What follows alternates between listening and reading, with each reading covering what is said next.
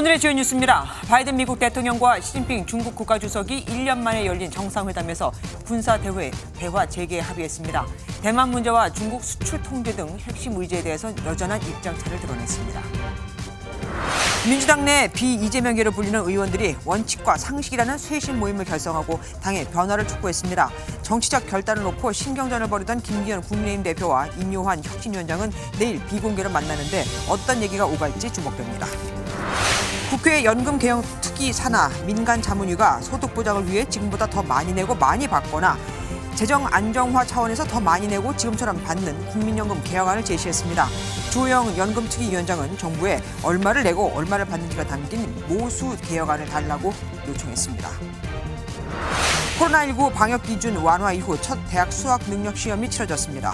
국어와 수학이 다소 어려웠지만 소위 킬러 문항은 없었던 것으로 평가됩니다.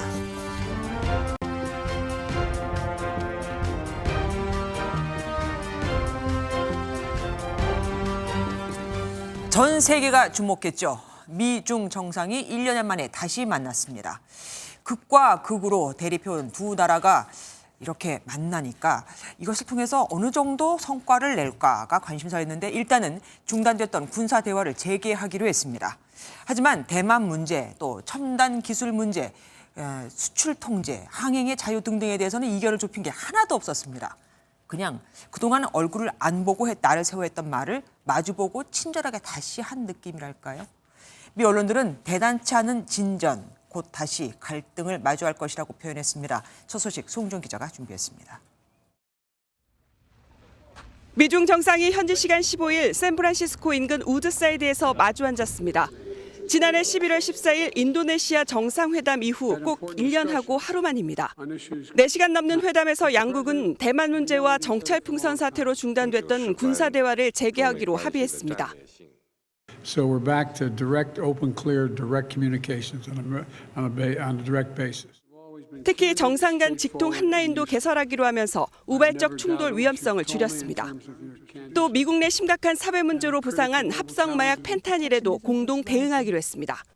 我和拜登总统已同力建立禁毒工作组，进一步开展合作，协助美国应对毒品的滥用。 하지만 대만 문제와 첨단 분야 수출 통제 등 경제 제재에 대해서는 입장차가 여전합니다. 시 주석은 미국의 대만 독립을 지지하지 않겠다는 약속을 지키라고 압박했지만 바이든 대통령은 대만의 선거 절차 존중을 강조했습니다. 미국의 대중국 수출 통제에 대해서도 시 주석은 중국의 정당한 이익 훼손이라 지적했지만 바이든 대통령은 기존 입장 유지 방침을 밝혔습니다. 이번 회담 결과를 토대로 한 후속 실무회담이 예정된 만큼 추가 성과에도 관심이 쏠립니다. MBN 뉴스 송주영입니다. 중국은 대만 문제는 중국의 핵심 이익 중에서도 핵심 이익이라고 주장해왔죠. 4시간 넘게 진행된 회담에서 두 정상은 상당한 시간을 대만 문제 논의에 할애한 것으로 전해지는데 앞서 보신 대로 바이든 대통령은 원론적인 입장만 밝힌 데 그냥 끝쳤습니다. 사실 그보다 한 발 더 나아간 답을 기대했기에 실망이 커 보입니다. 베이징에서 윤석정 특파원입니다. 시진핑 주석은 먼저 대만 문제는 양국 관계에서 가장 중요하고 민감한 문제라고 운을 띄웠습니다. 그러면서 미국은 대만 독립을 지지하지 않겠다는 뜻을 행동으로 보여야 한다고 말했습니다. 但是只要双方坚持相互尊重、和平共处、合作共赢，完全可以超越分歧，找到两个大国正确相处之道。 대만에 대한 무기 지원을 멈추고 중국 주도의 통일을 지지하라는 겁니다. 시 주석은 중국은 결국 통일할 것이며 반드시 통일해야 한다고 강조했습니다. 대만 문제는 양보할 수 없다는 의지를 재차 보인 건데 과거 불장난하면 불에 타 죽는다는 표현보다는 절제됐다는 평가입니다. 이에 바이든 미 대통령도 하나의 중국 정책 유지를 강조했습니다. We maintain the agreement that there is a one China policy, and that I'm not going to change that. That's not going to change. 시 주석은 또 바이든 대통령에게 수년간은 대만을 상대로 군사 행동을 할 계획이 없다고 말했습니다. 시 주석은 그러나 무력을 사용할 수 있는 조건을 설명해 대만 무력 침공 가능성을 완전히 배제하진 않았습니다. 베이징에서 MBN 뉴스 윤석정입니다. 왜 파일롤리 정원이 미중 정상의 만남의 장소로 선택됐을까요? 아시아태평양 경제협력체 회의장과 뚝 떨어진 한적한 지리적 이점도 있었지만 이 정원을 소유했던 과거 가문들이 중국과 맺은 인연이 눈길을 끕니다. 1960년대 중국에서 들여온 나무를 지금도 키우고 있다네요. 이혁재 기자가 취재했습니다. 바이든 미국 대통령과 시진핑 중국 국가주석이 약 1년 만에 만난 장소는 미국 캘리포니아주 북부 해안가에 있는 파일롤리 정원입니다. 106년 역사를 자랑하는 이곳은 캘리포니아에서 금광을 가지고 있던 사업가가 조성했는데 이후 현지 역사 보존단체에 기증됐습니다. 중국 측이 아시아 태평양 경제협력체 회의장과 떨어진 곳을 요청하면서 이곳 정원이 만남의 장소로 떠오른 것으로 알려졌습니다. 언덕으로 둘러싸여 조용하면서도 반중 시위대를 피할 수 있어 회담 장소로 정한 것으로 풀이됩니다. 중국과 정원의 인연이 깊다는 점도 한몫했습니다. 정원을 만든 건축가가 중국 문화에 관심이 많았던 데다가 정원가 역시 중국 화초 등으로부터 영감을 받고 중국 정원 예술에 대한 책도 펴냈습니다. 이곳에 살았던 로스 가문은 1960년대 중국에서 메타세코이아를 들여와 지금까지 가꾸고 있습니다. 메타세코이아는 멸종된 것으로 알려져 있다 1940년대 중국에서 다시 발견된 나무입니다. 이날 오찬에서는 황금빛의 달콤한 맛으로 유명한 캐롤라이나 골드라이스로 만든 필라프, 볶음밥에 가까운 요리와 닭고기 구이가 주식으로 나왔습니다. 정원에 마련된 산책로를 따라 걸으면서 두 정상은 담소를 나누며 유대감을 키우기도 했습니다. 바이든 미 대통령은 자신과 생일이 같은 시진핑 주석의 부인, 펑리위안 여사의 생일 축하 메시지도 전한 것으로 알려졌습니다. MBN 뉴스 이혁재입니다.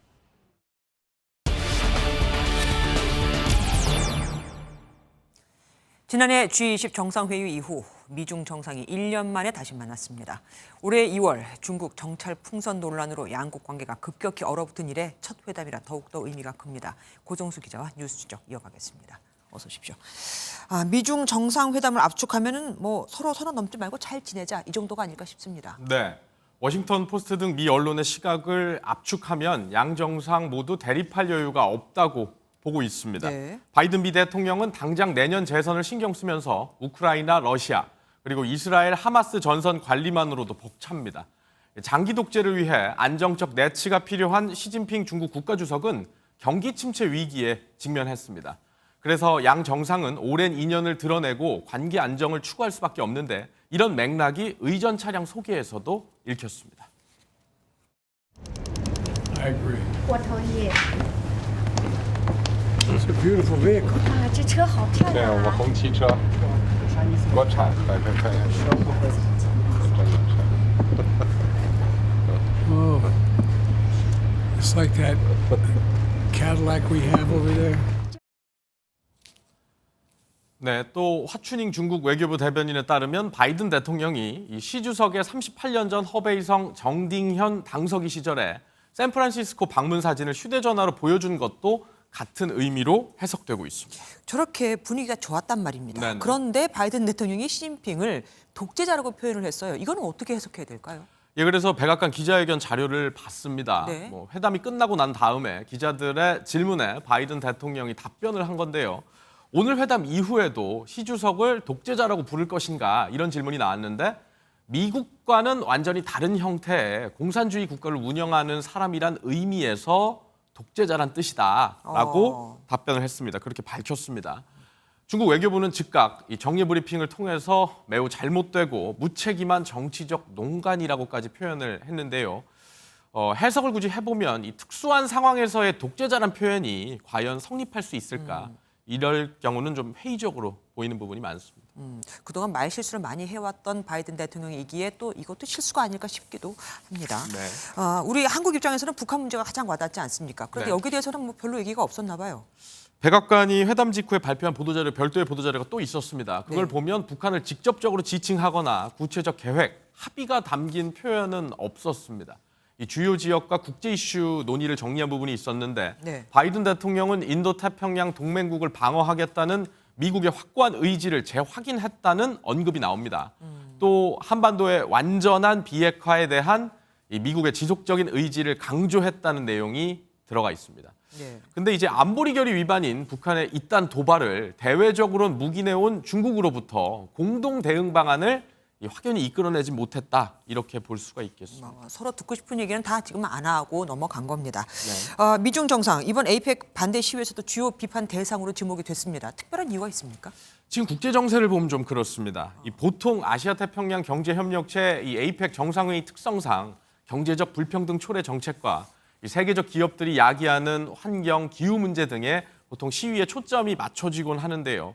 최근엔 이스라엘과 하마스의 이 전쟁이 일어났죠. 이스라엘의 병원 공습 같은 이 전쟁 범죄 논란 사안을 바이든 대통령, 미 정부가 눈 감고 있다는 비판이 있고요. 6년 만에 시 주석이 미국을 찾았기 때문에 그간의 독재 체제나 인권 탄압 문제를 공론화하려는 시도로 풀이가 되고 있습니다. 이 시 주석을 환영하는 친중 시위대도 있었는데 확인되진 않았지만 반대 시위대 측에선 돈으로 고용된 이들이다라는 주장도 나왔습니다. 그렇게도 또 해석을 할 수 있겠군요. 지금까지 뉴스 추적 고정수 기자와 함께했습니다. 고맙습니다. 국민의힘 혁신위원장이 중진과 윤핵관은 험지에 출마할 것을 제2호 개혁안으로 내놓았지만 국민의힘은 꿈쩍도 안 했고 결국 인요한 위원장이 대통령이 거침없이 하라는 신호를 주었다고 대통령의 의중도 혁신위와 같다는 식의 말을 했죠. 그런데 대통령실이 여기에 선을 그었습니다. 그런 것 없다. 당에서 알아서 하는 것이라고 말이죠. 여기에 힘은 받을 걸까요? 김기현 대표도 대통령을 왜 끌어들이냐고 한마디 더 했는데 김 대표와 인 위원장이 내일 만난다는 소식이 조금 전에 들어왔습니다. 황정 기자가 보도합니다. 대통령실 고위 관계자는 윤석열 대통령이 힘을 실어주는 발언을 했다는 인요한 혁신위원장 발언에 대해 그런 것은 없었다고 밝혔습니다. 그러면서 당에서 알아서 해야 할 일이라고 전했습니다. 대통령실 핵심 관계자도 혁신이 방향에 공감을 하고 말고도 없고 당무일 뿐이다라고 말했습니다.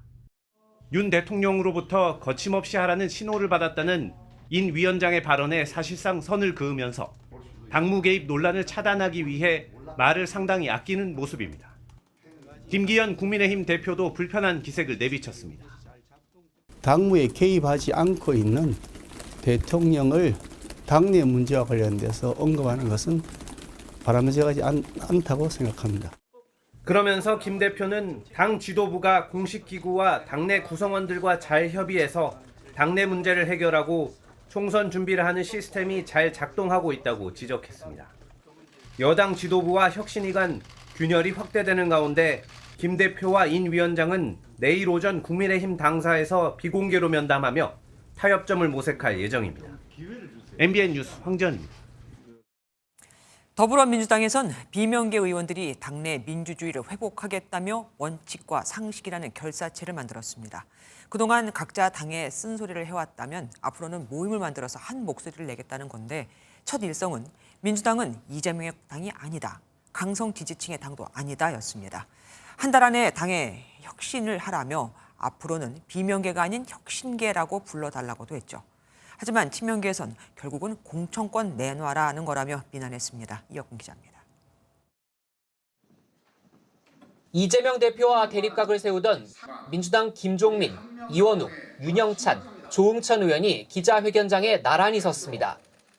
당의 혁신이 절실하다며 원칙과 상식이라는 모임을 만들고 첫 집단 행동에 나선 겁니다. 민주당은 이재명 당도, 강성 지지층의 당도 아닙니다.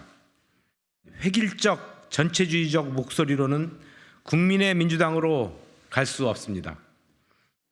의원들은 도덕성과 당내 민주주의, 비전 정치 회복을 촉구하며 한 달이라는 시한을 제시했습니다. 내년 1월 본격 선거운동에 돌입하는 만큼 다음 달까지 방안을 마련하지 않으면 어떤 결단을 내리겠다는 겁니다.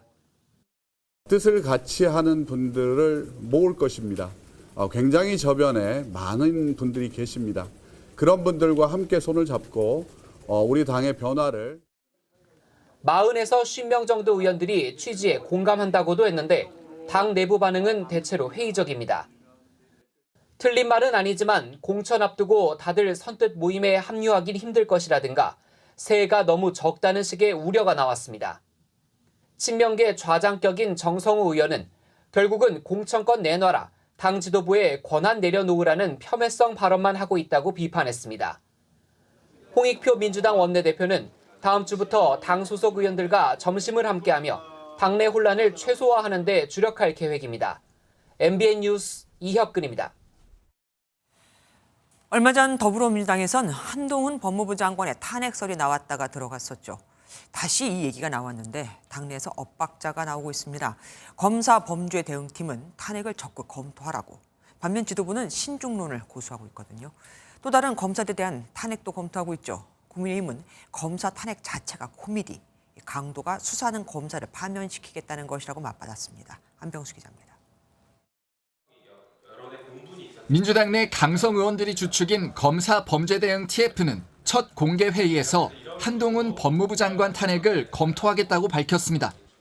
민주당을 두고 위헌 정당 심판을 언급한 한 장관의 태도를 문제 삼은 겁니다.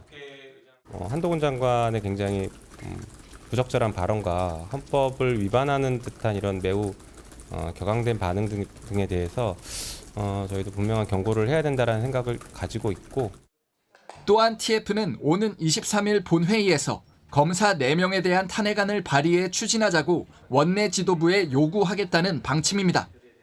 다만 당 지도부는 여론의 역풍을 우려한 듯 말을 아꼈습니다. TF에서 그렇게 논의가 돼서 올라온 거를 저희 이제 원내에게도 보고를 하겠지만, 또 의총에서도 저희 의원님들과 함께 논의가 좀 이루어져야 되는.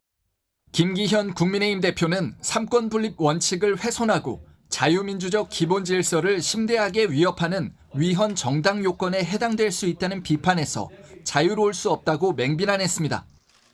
범죄 혐의가 가득한 집단의 검사 탄핵은 그 자체가 코미디입니다. 강도가 수사하는 검사를 파면시키겠다면 이건 비정상의 극치입니다. 탄핵소추안 철회의 국회법 위반 논란과 관련해서 김진표 국회의장은 위반이 아니라는 입장을 헌재에 전달한 것으로 알려졌습니다. MBN 뉴스 안병수입니다.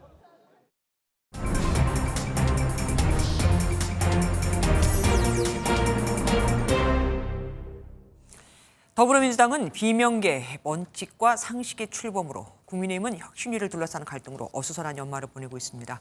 국회 출입하는 강영호 기자 좀 더 자세히 알아보겠습니다. 어서 오십시오. 새로운 비명계 모임 원칙과 상식 마침내 출범을 했습니다. 근데 이걸 두고 이거는 총선용, 그러니까 공천 때문이라는 그런 시각이 꽤 많더라고요. 네, 이 친명계를 중심으로 나오는 얘기인데요. 이런 질문에 대한 조홍천 의원의 답변을 먼저 들어보시겠습니다. 이재명 대표를 중심으로 똘똘 뭉쳐서 총선 승리하자. 지금 이 자리에서 그렇게 얘기하면 됩니다. 그러면 공천 무지하게 쉽게 받습니다. 그러니까 더 중요한 게 있다 이거 아닙니까? 뭡니까? 네, 이재명 대표의 강성 지지층이죠. 소위 개딸과의 완전한 결별입니다. 네 사람 모두 강성 지지층으로부터 문자 테러는 물론이고 살해 협박까지 받아왔는데요. 맞아요. 과거 문재인 전 대통령의 강성 지지층으로부터도 공격을 받아온 조 의원, 이렇게 토로했습니다. 제가 친문 팬덤 또 친명 팬덤으로부터 꾸준하게 지속적으로 공격을 받아온 사람으로서 그 매운맛이 다릅니다. 제가 당해왔던 것 중에 가장 센 거예요, 요즘이. 그런데 보니까 4명뿐입니다. 대표적인 친명계 이상민 의원이 빠졌어요. 네, 이상민 의원 이준석 신당 합류 가능성에서 더 나아가 국민의힘으로까지 갈 수 있다고 말했었죠. 12월 초라는 시한까지 제시하며 탈당이 기정사실화하는 분위기입니다. 반면 원칙과 상식 의원들 일단 탈당에 대해선 선을 그었습니다. 먼저 탈당 부분에 대해서는 저희 4명의 의원들이 얘기를 해본 적이 없습니다. 그건 분명히 말씀드리고요. 물론 다음 달까지 변화하지 않으면 결단을 내리겠다고 한 만큼 상황은 더 지켜봐야 할 것 같습니다. 예, 그때까지 뭐 계속 시끄러울 수밖에 없겠습니다. 근데 시끄러운 걸로 치면 국민의힘도 참 만만치가 않아요. 네, 정치권에서 비대위로 갈 수 있다는 얘기까지 나오고 있는데요. 어제 이준석 전 국민의힘 대표가 한 언론 인터뷰에서 운을 띄웠습니다. 한동훈 법무부 장관의 행보가 정치 쪽으로 결정이 된 것 같고 1, 2주 사이에 김기현 대표의 거취가 정리되면 보수층의 요구로 한 장관이 비대위원장으로 갈 수 있다는 주장입니다. 만약 한 장관이 아니라면 원희룡 국토부 장관이 올 수 있지 않겠냐고도 말했습니다. 실현 가능성이 있어 보입니까? 정치는 하루하루가 다르기 때문에 예단할 수는 없지만 지금 기준으로는 현실화 가능성은 크지 않아 보입니다. 네. 비대위 전환을 하려면 당대표가 사퇴하거나 최고위원 4명 이상이 물러나야 하는데 현재는 그런 상태가 아니고요. 네. 내년 총선 150일도 남지 않은 가운데 그런 위험을 감수할 가능성 낮다는 겁니다. 한 최고위원은 MBN과의 통화에서 비대위 전환은 언급할 가치도 없는 소설 이렇게 일축하기도 했습니다. 네, 마지막으로 이름도 비슷한 이 두 사람이 만났습니다. 국민의힘 홍준표 대구시장과 홍익표 민주당 원내대표. 네, 대구와 광주를 연결하는 달빛 고속철도 건설 특별법을 논의하기 위해서입니다. 네. 분위기는 아주 화기애애했는데요. 홍 시장은 여당이 추진하는 김포 편입을 비판하며 민주당 주장에 힘을 싣는가 하면 쓴소리에 대한 자신의 소신을 밝히기도 했습니다. 나는 편하게 사는 편입니다. 할 말을 가슴 속에 담고 살면 암이 생겨요. 난 할 말이 있으면 다 해버리고 살. 예, 지금까지 정치톡톡 강용호 기자와 함께했습니다. 고맙습니다. 윤석열 대통령이 전 세계 매출 1위 ICT 기업인이죠. 애플 CEO 팀 쿡과 만났습니다. 윤 대통령은 애플이 미래의 세대와 기업의 혁신에 영감을 주고 있다며 높게 평가했는데 쿡 CEO는 부친이 한국전 참전 용사라는 인연을 공개하며 한국 투자를 지속하겠다고 화답했습니다. 원주희 기자입니다. 윤석열 대통령이 팀 쿡 애플 CEO와 악수를 나눕니다. 아유, 이렇게 저도 만나게 돼서 기쁩니다. 한번 뵙고 싶었습니다. 쿡 CEO는 각국 정상들과 빅테크 최고 경영자들이 모인 CEO 서밋에는 참석하지 않았지만 윤 대통령과는 별도 만남을 요청한 것으로 알려졌습니다. 윤 대통령은 쿡 CEO에게 애플이 우리나라 디지털 혁신 생태계에 기여할 뿐 아니라 세계 많은 기업의 혁신에 영감을 준다며 높게 평가했습니다.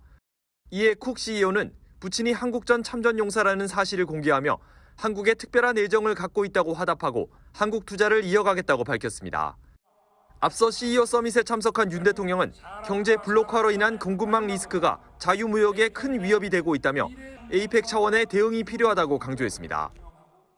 공급망 회복력 강화를 에이펙의 최우선 협력 과제로 추진해 나가야 합니다. 윤 대통령은 이 지역에서 활동하는 한인 연구자, 개발자들과 만찬을 함께하고 해외 연구에 대한 R&D 등 지원 시스템도 혁신하겠다고 밝혔습니다. 샌프란시스코에서 MBN 뉴스 원중입니다. 그동안 김영란법으로 선물값이 묶이면서 명절 때마다 한시적으로 선물값 상한선을 올리곤 했지만 식사 접대비는 예외였죠. 한덕수 국무총리가 김영란법이 규정한 식사 접대비에 대해 현실화가 필요하다고 발언했습니다. 외식업계는 상향은 물론이고 이참에 아예 폐지해달라고 요구를 하고 있는데 첫 의견 수렴에 나선 국민권익위원회 난색을 드러내기도 했습니다. 물가를 자극할 수 있다면서요. 김민수 기자가 보도합니다. 정부 서울청사 인근의 식당 갑니다. 한 곳을 들러 메뉴판을 보니 3만 원짜리 영란 정식이 있습니다. 김영란법이 시행된 2016년 뒤부터 공직자에게 3만 원이 넘는 식사를 접대하면 처벌받게 됩니다. 공직자 손님이 몰리다 보니 물가는 올라도 음식값을 함부로 올릴 수가 없습니다.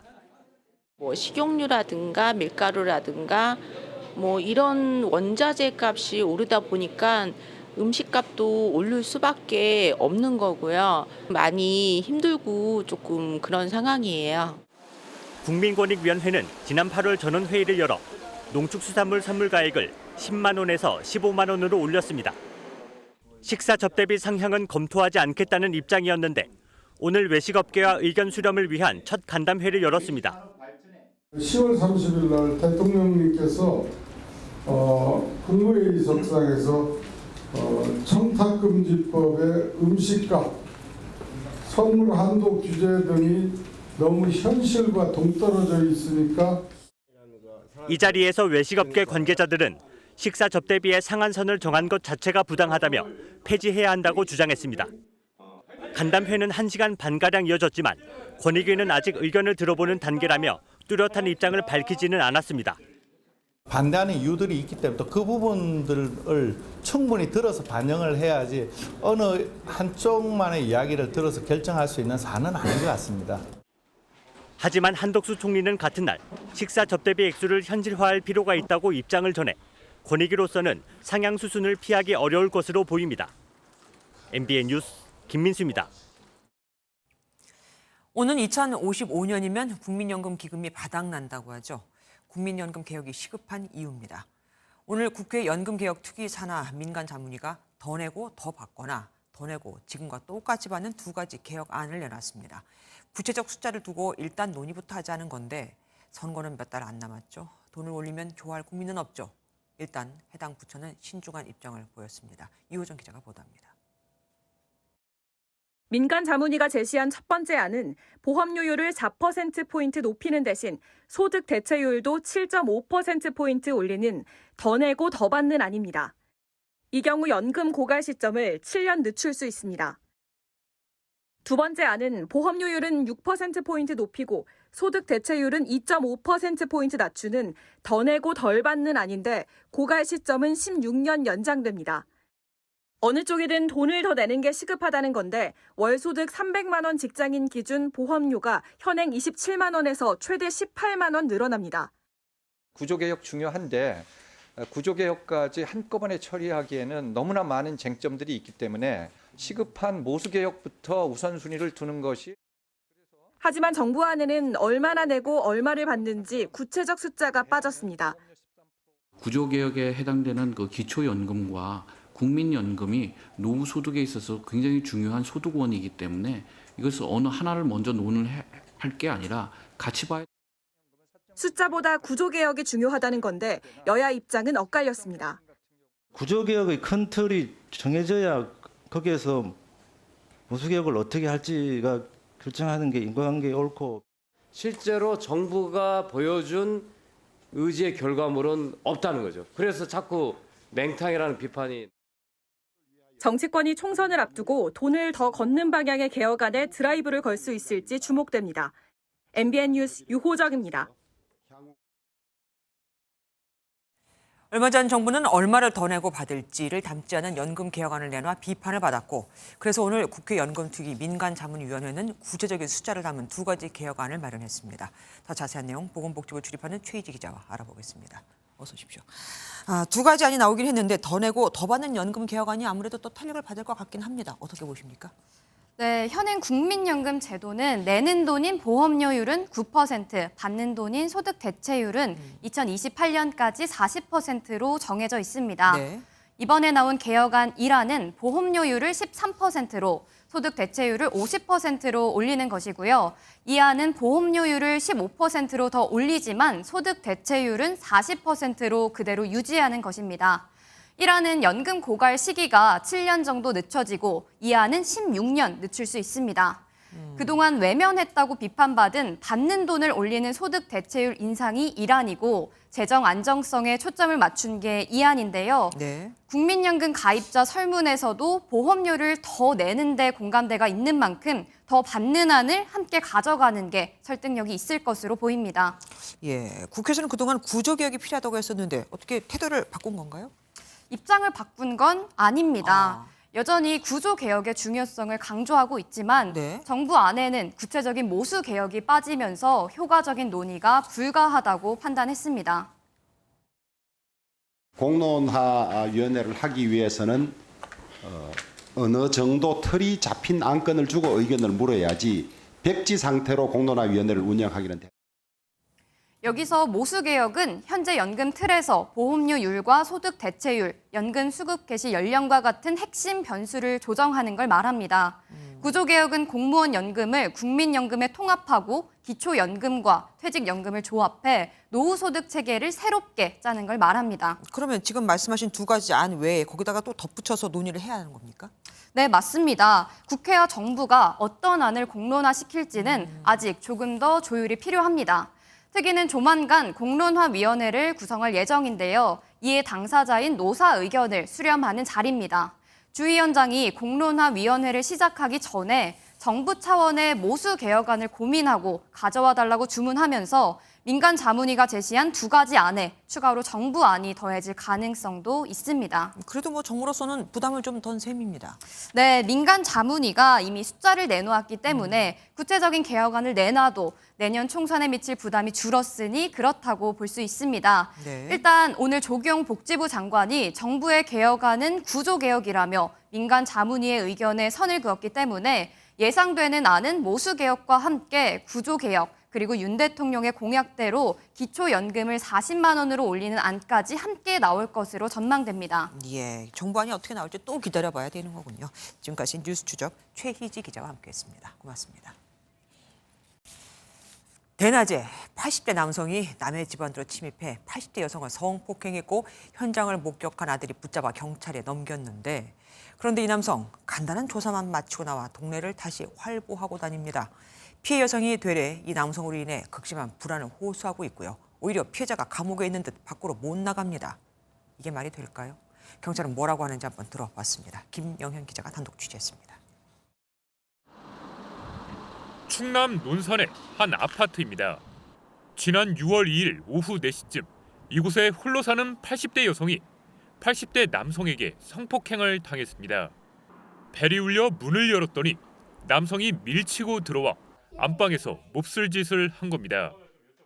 한두 번 이 손으로 잡고 발로 누르고 막 주무르는 거야. 막 주무르고 다 터듬지. 마침 현장을 목격한 아들이 남성을 붙잡아 출동한 경찰에게 인계했습니다. 그런데 당시 가해 남성은 현행범으로 체포되지 않고 집안에서 간단히 조사만 받은 채 그대로 풀려났습니다. 왜 그냥 가시는 거예요? 그랬더니 주거가 일정하고 뭐 어디 도망가지 않기 때문에 일단은 가시라고 해도 된다고. 그냥 그 말만. 경찰은 가해 남성을 조사해 강간 등 치상 혐의로 사건을 검찰에 송치했지만 가해 남성은 여전히 동네를 활보하고 있습니다. 경찰이 남성에게 피해 여성에게 접근하지 말라고 경고만 했을 뿐 별다른 조치를 취하지 않았습니다. 피해 여성은 집안에서도 나오지 못하고 극심한 정신적 피해를 입고 있다고 했습니다. 어느 날 보니까는 여기 왔다 갔다 야. 하림이 두근거려서 살 수가 있지. 얼마나 무섭게 생겼나 몰라. 경찰은 가해자 나이 등을 고려해 초동 조치를 했고 피해자 보호도 절차상에는 문제가 없다고 해명했습니다. 피해 여성과 가족들은 가해 남성에 대한 검찰의 처분만을 기다리며 힘겨운 하루를 보내고 있습니다. 살아셔야 10년이지만 가해자는 편하게 돌아다니고 어머님은 징역 사는 것 같다 이거예요. 그게 억울하다. MBN 뉴스 김영현입니다. 잘 돌봐달라고 어머니를 맡겼는데 보호하고 돌봐야 할 요양보호사가 얼굴을 내리쳤습니다. 가족이 찾아오자 노인의 멍든 얼굴을 화장품으로 가리기까지 했죠. 이 요양원은 가족에게 이런 사실을 알려주지도 않았습니다. 장덕진 기자가 보도합니다. 요양보호사가 노인 옆에서 일을 하다가 갑자기 얼굴을 내려칩니다. 노인은 맞은 부위를 부여잡고 요양보호사는 잠시 뒤 또 때립니다. 가족들은 폭행당한 사실을 일주일 넘게 지나서야 알았습니다. 몸이 너무 컸으니까 놀랐죠. 혹시 하고 싶어서 물티슈를 닦아보니까 파운데이션이 묻어나왔던 거죠. 얼굴이 붓고 멍이 생겼지만 요양원 측은 병원에 데려가지도 않았습니다. 아예 없었죠. 의료인도 신고 의무 대상자예요. 그렇기 때문에 나가면 분명히 이게 신고 대상이 될 거라고 생각해서 안 했던 것 같아요. 노인 학대 혐의로 입건된 40대 요양보호사는 경찰 조사에서 순간적으로 욱해서 그랬다는 취지로 진술했습니다. 요양원 측은 요양사에 보고가 늦어 폭행 사실을 뒤늦게 알았다고 해명했습니다. 본인들이 바로 보고했으면 거기다가 나중에 인지할 때까지는 안 갔겠죠. 바로 뭔가 조치를 주고. 하지만 요양원은 학대 사실을 파악하고도 이틀이 지난 뒤에야 신고한 것으로 파악됐습니다. 노인복지법은 복지시설의 장이 학대 사실을 파악한 즉시 유관기관에 알려야 한다고 규정하고 있습니다. 경찰은 또 다른 폭행이 있는지 확인하기 위해 CCTV를 분석하는 등 수사하고 있습니다. MBN 뉴스 장덕진입니다. 자신의 SNS에 북한 체제의 우월성을 선전하는 사진과 영상들을 올린 여성이 붙잡혔습니다. 북한이 싫어서 나온 탈북민이었죠. 경찰이 이 여성의 집을 16시간 동안 압수수색해 전자기기와 서적 등을 압수했는데 그 직후에도 여성은 SNS에 버젓이 또 영상을 올린 것으로 MBN 취재 결과 확인이 됐습니다. 이시월 기자가 단독 보도합니다. 닭싸움을 하는 북한 어린이들의 모습이 걸려있는 한 SNS 계정. 스크롤을 내려보니 자랑스러운 내 고향 소식이라는 말과 함께 북한 사진과 영상들이 올라와 있습니다.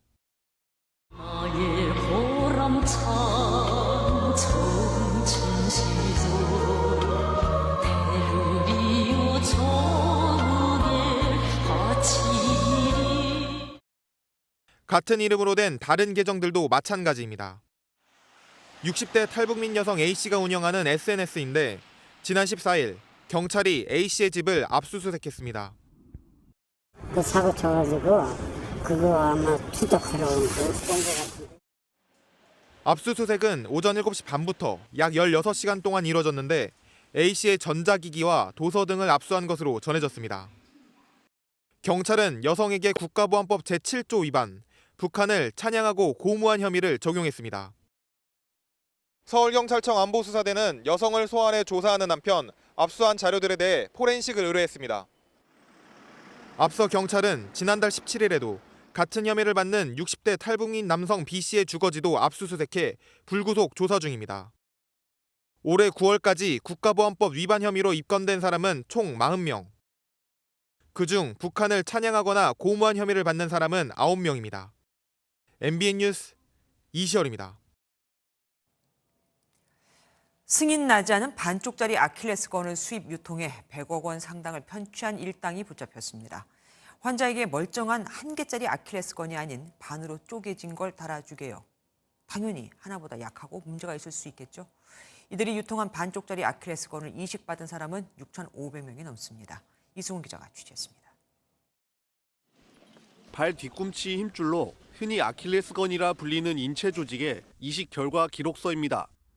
언뜻 보면 두 개의 기록서 내용이 똑같아 보이지만 자세히 보면 좌측에 영문자 B가 적혀 있는 기록서는 우측의 완전한 아킬레스건과는 달리 반쪽짜리를 이식했다는 의미입니다. 완전한 아킬레스건 모형입니다. 보통 돌돌 말려진 상태로 냉동 포장해 들여오는데 반쪽짜리 아킬레스건과 육안으로 구분이 가지 않는 점을 이용했습니다. 경찰 조사 결과 미국 등에서 몰래 들여와 400여 곳의 시중병원에 풀린 반쪽짜리 아킬레스건으로 수술받은 환자만 6,500명이 넘고 이렇게 타는 요양급여액만 100억 원에 달합니다. 법적 근거가 없기 때문에 본인 부담금을 환수를 할 수가 없거든요. 공단 부담금만 환수할 계획으로. 원래 정상 아킬레스건은 82만 원 가량인데 반으로 잘라 개당 52만 원에 넘겨 30만 원의 차익을 챙겼습니다. 아킬레스건을 반으로 자르면 제 기능을 발휘할 수 없는데 병원의 납품업체로 선정해주는 대가로 뒷돈이 오갔습니다. 심지어 영업사원이 수술실에 들어가 아킬레스건을 환자 치수에 맞게 다듬기까지 했는데 모두 의료법 위반입니다. 경찰은 납품업체 직원과 의사 등 85명을 검찰에 송치하고 계속 수사를 진행하고 있습니다. MBN 뉴스 이승훈입니다. 조금 전에 기사 하단 제목이 잘못 나갔습니다. 여러분께 사과의 말씀을 먼저 전해드리겠습니다. 349억 원의 은행 잔고 증명서를 위조한 혐의로 기소된 윤석열 대통령의 장모 최은순 씨에게 징역 1년형이 확정됐습니다.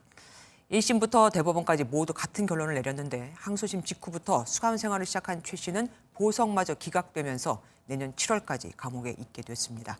홍주 기자가 보도합니다. 지난 2013년 윤석열 대통령의 장모 최은순 씨는 경기도 성남의 도촌동 땅을 사는 과정에서 은행 잔고 증명서를 위조했습니다. 이렇게 만들어진 증명서는 모두 4장, 총액은 349억 원이 넘었습니다. 검찰은 위조된 증명서 한 장을 민사소송에서 사용하고 공범의 사위 명의로 부동산 등기를 한 혐의까지 적용해 최 씨를 재판에 넘겼습니다. 최 씨는 증명서 위조 사실은 인정하면서도 다른 혐의들은 전부 부인했습니다. 위조된 잔고 증명서가 실제로 법원에 소송 증거로 제출되는지 모르셨나요? 1심 재판부는 모든 혐의를 유죄로 판단해 징역 1년을 선고했는데 법정 구속을 시키지는 않았습니다.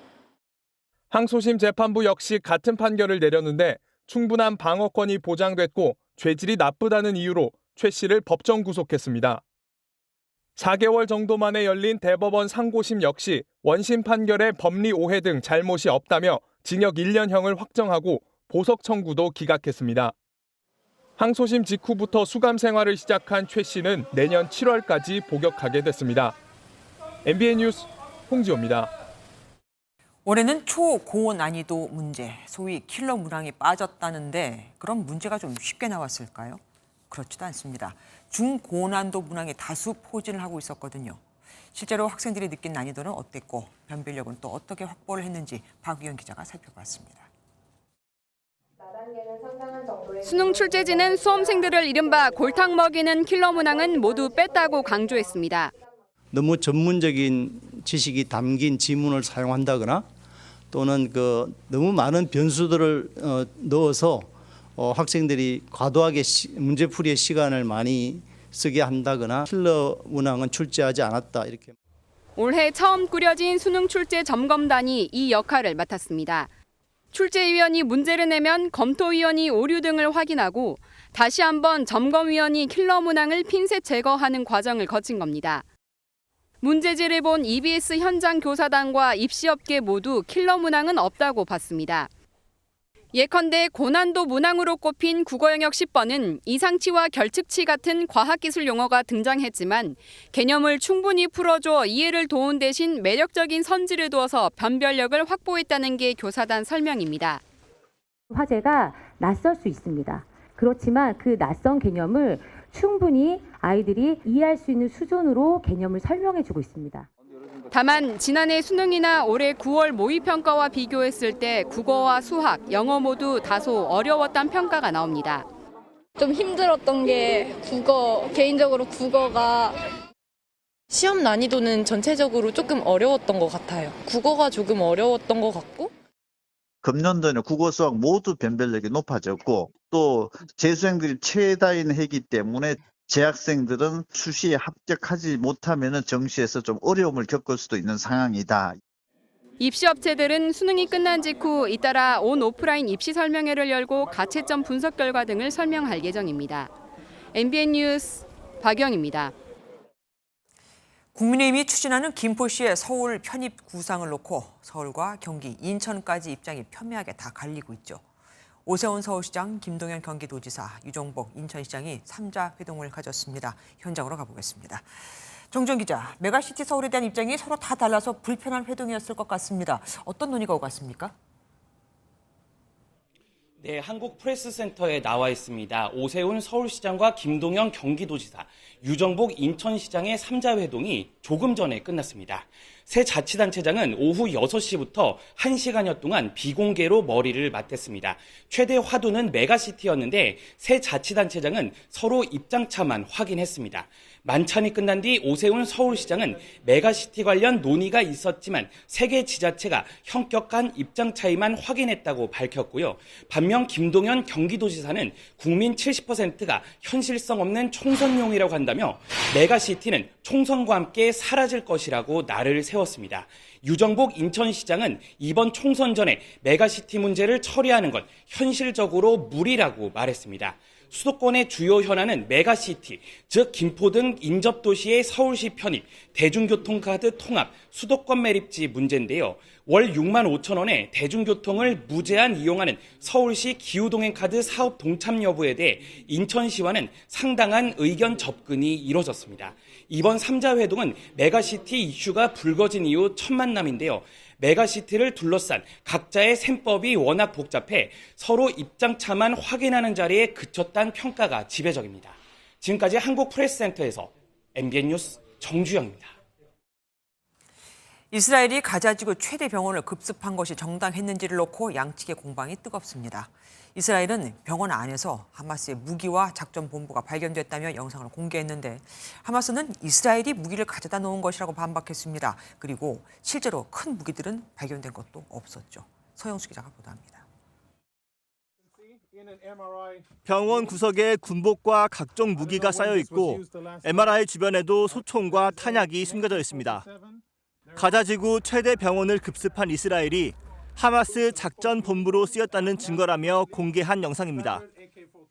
These weapons have absolutely no business being inside a hospital. The only reason they're here is because Hamas put them here, because they use this place. 하마스는 이스라엘군이 무기를 가져다 놓고 증거를 날조했다고 반박했습니다. 가자지구 보건부도 민간인 환자들만 피해를 봤다며 급습 직후의 영상을 공개했습니다. هم هنا إلى ممرات غرف العناية المركزة نظرا إلى الخطر الشديد داخل القسم. 일부 외신 역시 대규모 무기고가 발견되지 않았다는 점을 근거로 하마스의 본부로 쓰였다고 판단하기엔 증거가 부족하다고 평가했습니다. WHO 등 국제기구는 일제히 이스라엘의 병원 공격을 규탄했고 유엔 안전보장이사회는 양측의 교전 중단을 촉구하는 결의안을 채택했습니다.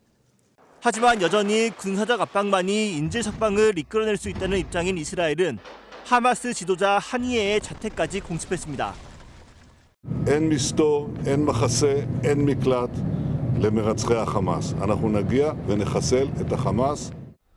이런 가운데 하마스에 납치된 인질 50명을 석방하는 대신 사흘간 휴전하는 제안을 놓고 양측의 협상 타결이 임박했다고 뉴욕타임스가 보도했습니다. MBN 뉴스 서영수입니다. 우리나라 의사 1명이 1년에 진료하는 평균 환자 수는 6천 명이 넘는 것으로 나타났습니다.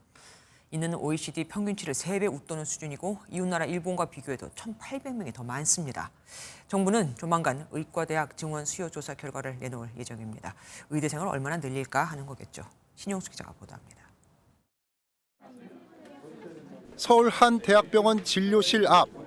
아침 시간대지만 환자들이 붐비고 있습니다. 환자들은 그나마도 평소보다 대기 시간이 적은 편이라고 설명합니다. 오늘은 조금만 기다려도 되죠. 보통 때는 몇 시간 기다려야 돼요. 이 같은 환자 쏠림 현상은 최근 OECD 통계에서도 확인할 수 있습니다. OECD가 발표한 2023년 한눈에 보는 보건의료 통계에 따르면 한국 의사는 연 6,113명의 환자를 만납니다. 이는 통계가 있는 32개 국가 중 가장 많은 수치입니다. 32개국 평균과 비교하면 3.4배, 두 번째로 많은 일본보다도 44.6% 높습니다. 가장 적은 그리스보다는 14배가 넘게 많습니다. 정부는 이 같은 통계 결과를 바탕으로 의대 정원 확대를 지속 추진하고 있습니다. 그러나 의료계는 해당 통계가 오히려 우수한 의료 접근성에 따른 결과라고 반박합니다. 이번 통계에서 환자 1명당 대면 진료 의사 수도 15.7명으로 가장 많았는데 환자가 의사를 만나기 편한 환경이라는 것입니다. 또 비현실적인 저수가 문제 때문에 진료 시간을 줄이고 수를 늘리는 총알 진료를 할 수밖에 없다는 입장입니다. 과이용할 수 있는 환경이 공급자나 수요자 측면 양쪽에 다 있다는 거죠. 박리담회식으로 운영을 하지 않으면 기관 운영 자체가 이제 적자로 몰려서 폐업을 하게 되는 수순이니까. 이처럼 진료 건수를 놓고도 시각차가 뚜렷한 만큼 의대 정원 확대를 위한 정부의 수요조사 결과에 관심이 집중됩니다. MBN 뉴스 신용수입니다. 수능이 끝난 수험생을 위로하는 할인 행사도 올해는 이어집니다. 오른 물가에 생각만큼 저렴하지는 않겠지만 그래도 수험생만의 특권이죠. LG그룹도 프로야구 우승을 기념하며 29% 할인 행사를 할 예정입니다. 한범수 기자입니다. 서울 용산구에 있는 멀티플렉스 영화관. 다음 주까지 영화 관람 가격이 절반 수준으로 낮아집니다. 수능 수험생은 물론 성인도 대상입니다. 수능 종료를 맞아 침체에 빠진 극장으로 관객을 다시 불러 모으려는 전략입니다.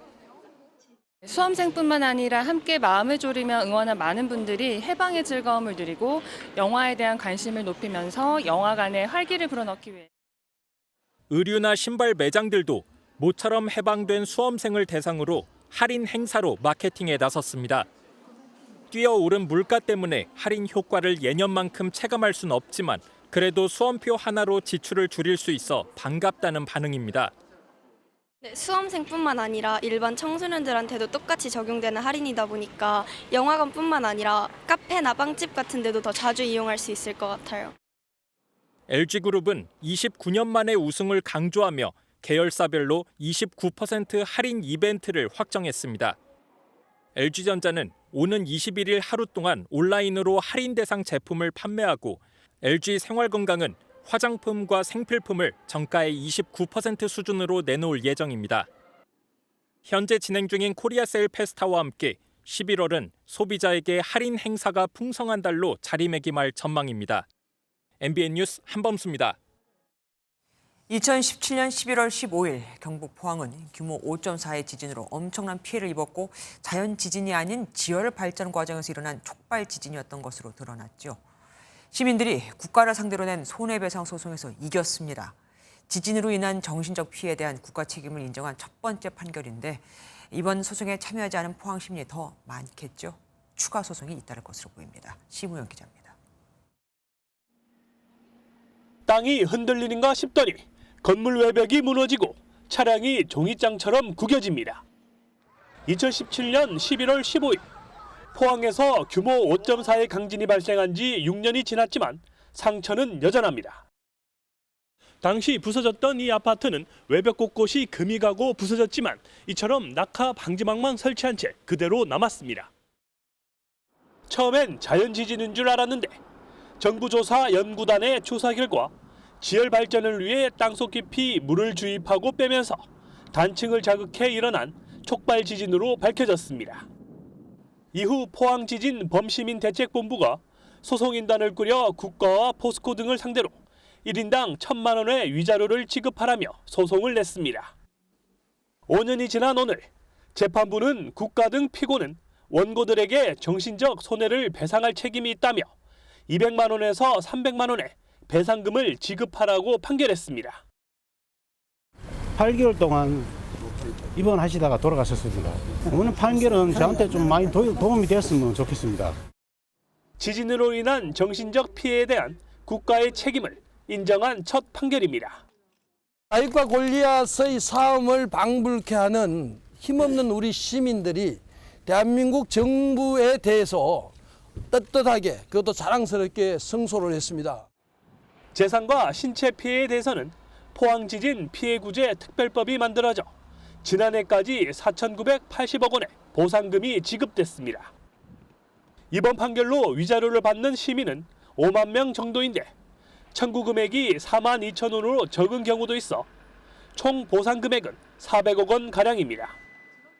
이번 소송에 참여하지 않은 포항 시민 45만 명이 추가로 소송을 낼 것으로 보여 총 배상금은 1조 원을 넘을 것으로 예상됩니다.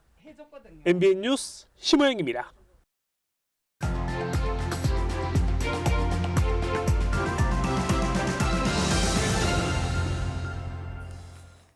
배고픈 사람에게 고기를 주지 말고 고기 잡는 법을 알려줘라는 건 상식 중에 상식입니다. 당장은 힘들고 피곤할지라도 멀리 내다보면 그 먼 미래까지 책임을 지는 거니까요. 하지만 정반대로 가는 세상도 있습니다. 예산 당국이 연구비를 횡령하고 연구와 상관없이 나눠가는 행태가 드러나자 내년 R&D 예산을 올해보다 16.7% 줄여버렸죠. 당연히 애꿎은 피해를 보게 된 젊은 과학자들은 반발했습니다. 연구비 삭감은 연구를 중단하라는 거나 마찬가지라면서요. 그러자 이번엔 야당이 R&D 예산 복원으로 치고 들어옵니다. 여기까지는 좋습니다. 연구비를 횡령하고 허투루 쓴 것은 잘못이지만 그래서 엉뚱한 이들이 피해를 보게 되면 안 되니까요. 문제는 그 다음입니다. 윤석열 정부는 R&D 예산 삭감이 비판을 받자 글로벌 선도 연구센터 등 국내가 아닌 국외 쪽으로 예산을 늘렸는데 산학기관들은 국내 R&D 예산이 더 중요하다고 주장, 더불어민주당이 이쪽 편을 든 겁니다. 정부가 늘린 글로벌 쪽 비용 1조 1,600억 원가량을 삭감하고 연구원 운영비 지원, 4대 과기원 학생 인건비 등은 2조 원이나 증액을 해줬죠. 결국 R&D 예산을 되돌리자면서 엉뚱한 걸 더 깎고 엉뚱한 데 예산을 더 몰아준 게 돼버린 겁니다. 우리가 반도체와 전기차, 2차 전지 등에서 세계 선두가 될 수 있었던 건 연구 개발 덕분입니다.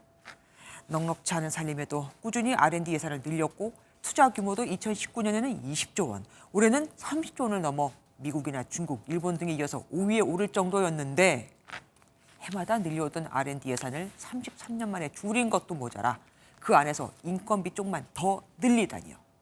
그럼 순수한 개발비는 더 줄어드는 거 아닙니까? R&D 생태계는 한 번 무너지면 회복이 쉽지 않고 IT와 반도체 등 분야는 경쟁에서 뒤처질 경우 따라잡는 게 사실상 어렵습니다.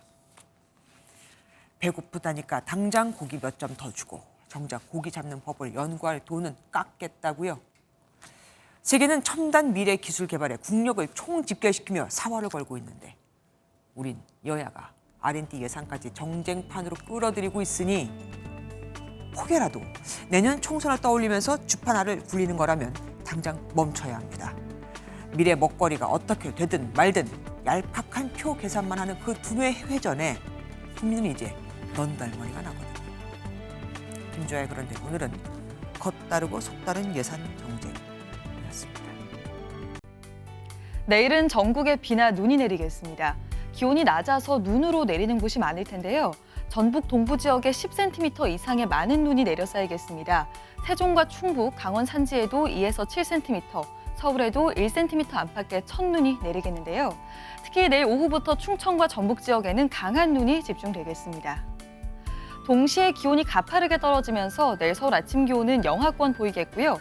주말인 모레 아침에는 영하 4도로 올가을 들어 가장 춥겠습니다. 내일 전국이 흐리겠고요. 눈비가 섞여 내리면서 도로가 미끄럽겠습니다. 교통안전에 주의하셔야겠습니다. 중부지방은 아침과 낮 기온 모두 오늘보다 크게 떨어집니다. 서울이 3도, 춘천 4도에 그치면서 오늘보다 7도가량 낮겠습니다. 남부지방은 광주가 8도, 부산 12도에 그치면서 오늘과 비슷하거나 약간 더 낮겠습니다. 충청 이남 지역은 모레 오전까지 눈이 오는 곳이 있겠습니다. 내셨습니다. 안녕하세요. 김주하입니다. 공정하고 신속한 MBN 뉴스, 유튜브를 통해서도 만나보실 수 있습니다. 특히 더 많은 뉴스와 라이브를 보고 싶으시다면 오른쪽을 눌러서 구독하시면 됩니다. 어렵지 않죠? 빠르고 정확한 뉴스로 계속 찾아뵙겠습니다. MBN 뉴스를 시청해주신 여러분 고맙습니다.